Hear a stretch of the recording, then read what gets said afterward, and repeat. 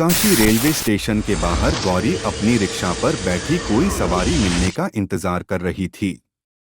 गाड़ी आ चुकी थी। स्टेशन पर बहुत भीड़ थी। सभी को अपनी मंजिल पर पहुंचने की जल्दी थी। बाहर बहुत से रिक्शा वाले थे। उन सब में एक गौरी ही अकेली लड़की थी जो रिक्शा चलाती थी।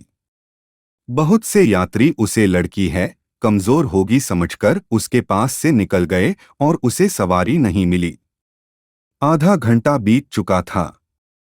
उसका ध्यान अब भी रेलवे स्टेशन के फाटक की तरफ था जहां अब इक्का दुक्का लोग ही बाकी रह गए थे। मई के महीने की गर्मी में वह पसीने से तर हो चुकी थी। उसके काले घने लंबे बाल जुड़े में बंधे थे और बालों की कुछ लटें उसके कानों और चेहरे पर झूल रही थीं। उसके चेहरे पर पसीने की बूंदें चमकने लगी थीं। उसका खूबसूरत सांवला चेहरा धूप में लाल पड़ गया था, मगर उसके चेहरे की मुस्कुराहट और आंखों की चमक कम नहीं हुई थी। BHU चलोगी?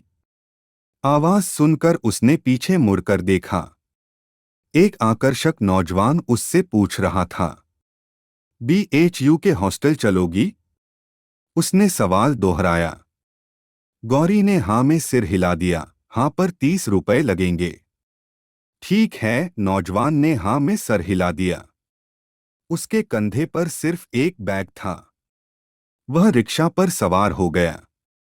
गौरी खुश थी कि आज उसे खाली हाथ नहीं लौटना पड़ेगा। उसके लिए यह रास्ता कोई ज्यादा नहीं था। गौरी को देखकर उस नौजवान के मन में कई सवाल उठ रहे थे।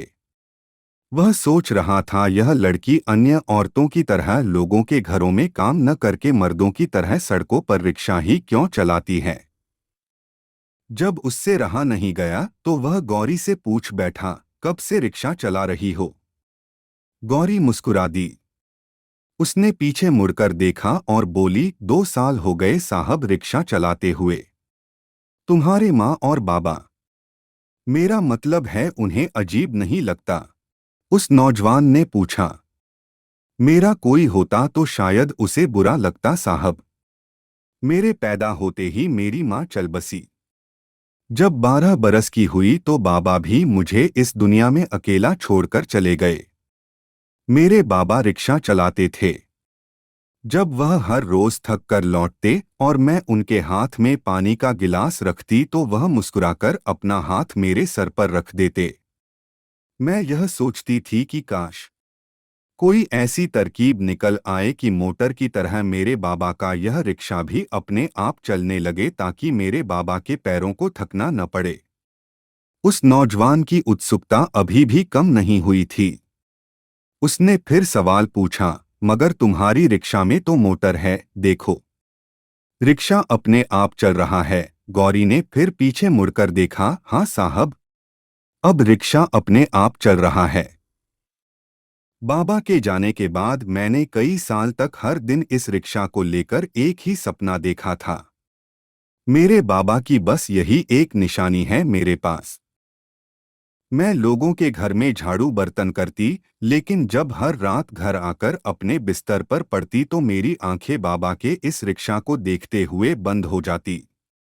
मैंने कई साल तक थोड़े थोड़े पैसे बचाकर अभी 2 साल पहले ही इसमें मोटर लगाने का अपना सपना सच कर दिया है। कभी कभी सपने सच भी होते हैं साहब, कहकर वह फिर मुस्कुरा दी। साहब, मैं जब भी इस रिक्शा को देखती हूँ मुझे ऐसा लगता है कि जैसे मैंने अपने बाबा के थके हुए पैरों पर मरहम लगा दिया हो, जैसे मेरे बाबा ने मेरे सिर पर प्यार से हाथ रख दिया हो। रिक्शा अपने गंतव्य पर पहुंच गया। जैसे ही वह नौजवान वहां उतरा और गौरी को किराए के पैसे देने के लिए अपनी जेब को टटोला। उसके पास 500 का नोट था। छुट्टा दीजिए साहब, गौरी ने कहा। तुम यहाँ रुको, मैं पैसे लेकर अभी आता हूँ, यह कहकर वह भीतर चला गया। थोड़ी देर में वह लौटा और पैसे लेकर गौरी ने हमेशा की तरह बिना गिने हुए रुपए अपने दुपट्टे की गांठ में बांध लिए।